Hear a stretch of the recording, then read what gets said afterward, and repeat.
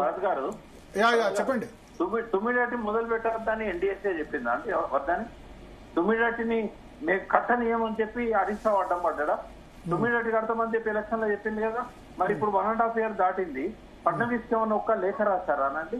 పోనీ మోడీ గారి దగ్గర పోయి మాకు మహారాష్ట్ర గవర్నమెంట్ ఒప్పించండి మేము కడతామని చెప్పి ఒక్క కాగితం ముక్కిచ్చిందా?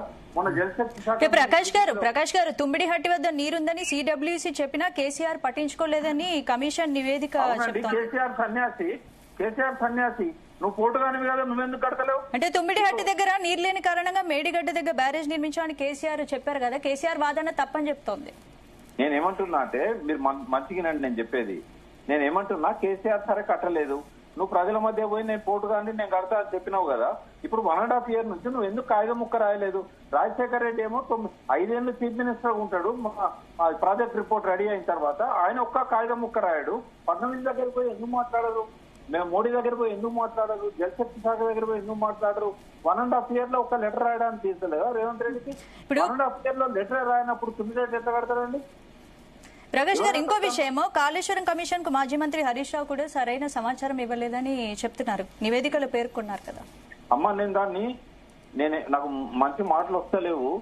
అది పిల్లల ముడి చూడడానికి కూడా పనికిరాదు. ఇప్పుడు వీళ్ళు ఇచ్చిన నోట్ ఏదైతే 60 pages ఉందో కాళేశ్వరం కమిషన్ వచ్చిన తర్వాత అప్పుడు మాట్లాడదాం. ఎందుకంటే కమిషన్ రిపోర్ట్ పేరు చెప్పి ఆ జడ్జి గారి మీద కూడా దుమ్మెత్తి పోస్తున్నారు. ఇవాళ ప్రజలల్లో ఆయనను కూడా తప్పుదారి పట్టించే ప్రయత్నం చేస్తున్నారు.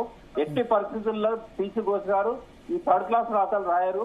ఇదంతా కూడా 6 pages నోట్ ఏదైతే మీడియాకు రిలీజ్ చేశారో అది అడుగున 6 pages కాదు, ఇవాళ 60 pages రిలీజ్ చేశారు. 60 pages 6 pages ఇవి ఎందుకు 60 pages రిలీజ్ చేయాలో భరత్ గారు? వెబ్సైట్ లో పెట్టవచ్చు కదా రిపోర్టు, ఎందుకు దాచుకోవాలి?